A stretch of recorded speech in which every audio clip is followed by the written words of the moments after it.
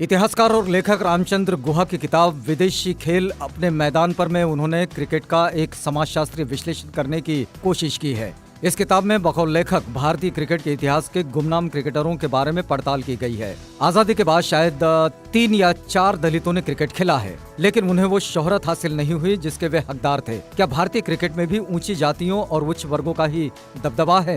भारतीय क्रिकेट के लगभग 86 सालों के इतिहास को उठाकर देखें तो कुल 280 टेस्ट क्रिकेटर्स में केवल 4 या 5 दलित हैं। विनोद कांबली के पहले जो एक दलित नाम भारतीय क्रिकेट इतिहास में मिलता है वो है पालवंकर बालू। बालू चमार जाति से आते थे, जिन्हें तब अछूत समझा जाता था, लेकिन अपनी करिश्माई मध्यम गति की गेंदबाजी से उन्होंने 18वीं शताब्दी के अंत से लेकर शुरुआती 19वीं शताब्दी तक भारतीय क्रिकेट का प्रतिनिधित्व किया और पुणे हिंदू स्क्वाड की तरफ से खेलते हुए अंग्रेजी और यूरोपियन टीमों को परास्त किया। लेकिन बाकी 10 खिलाड़ियों के मुकाबले मैदान के बाहर पालवंकर बालू की जिंदगी सामान्य नहीं थी। पूना क्लब पेवेलियन में चाय काल के दौरान जब सारे खिलाड़ी चीनी मिट्टी के कप में चाय पीते थे, बालू सबसे दूर कोने में शांत खड़े होकर कुल्हड़ में चाय पिया करते थे। प्रसिद्ध क्रिकेट इतिहासकार रामचंद्र गुहा ने अपनी किताब a corner of a foreign field में इस खिलाड़ी के बारे में विस्तार से लिखा है। वो बताते हैं कि बालू के पिता ब्रिटिश आयुध कारखाने में काम करते थे। बालू और उनके भाई अंग्रेजों द्वारा छोड़े हुए पुराने बल्ले और गेंद से खेला करते थे। बालू का काम फील्ड का पिच रोल करना और झाड़ू लगाना था।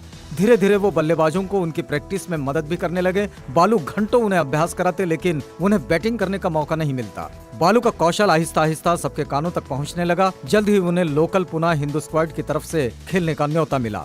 बालू ने बाएं हाथ की अपनी स्पिन गेंदबाजी से लोकल ब्रिटिश और यूरोपियन टीमों को हराने में मुख्य भूमिका निभाई। सन 1896 में बालू अपने परिवार के साथ मुंबई आ गए और हिंदू जिमखाना क्लब से खेलने लगे। उन्हें अपनी गति और कोण पर नियंत्रण की महारत हासिल थी। जिस खूबसूरती से उनकी गेंद हवा में फिरकी लेते हुए बल्लेबाजों के विकेट उड़ा ले जाती थी, वो अच्छे बल्लेबाजों को सोचने का मौका भी नहीं देता था।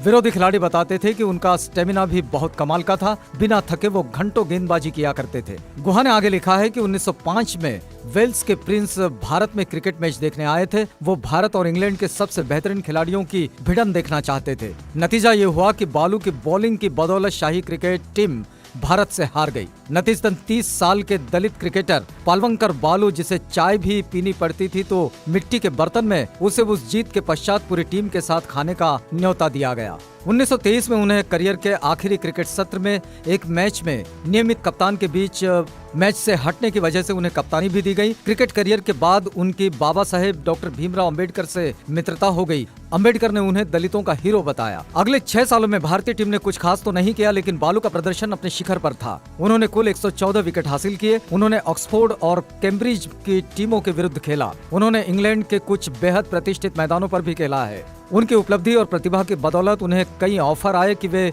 वहीं रहे और उनकी टीमों से खेले, लेकिन उन्होंने इस ऑफर को ठुकरा दिया। पालवंकर बालू भारत वापस लौट आए और दलित समाज के उत्थान के लिए काम करने लगे। वो राजनीति में भी आए और दलितों के अधिकार और भारतीय समाज की मुख्य धारा में उनके पूर्ण एकीकरण और समाकलन का आह्वान किया। फिल्म निर्माता तिग्मांशु धुलिया इस क्रिकेटर पर अब एक बायोपिक बनाने जा रहे हैं।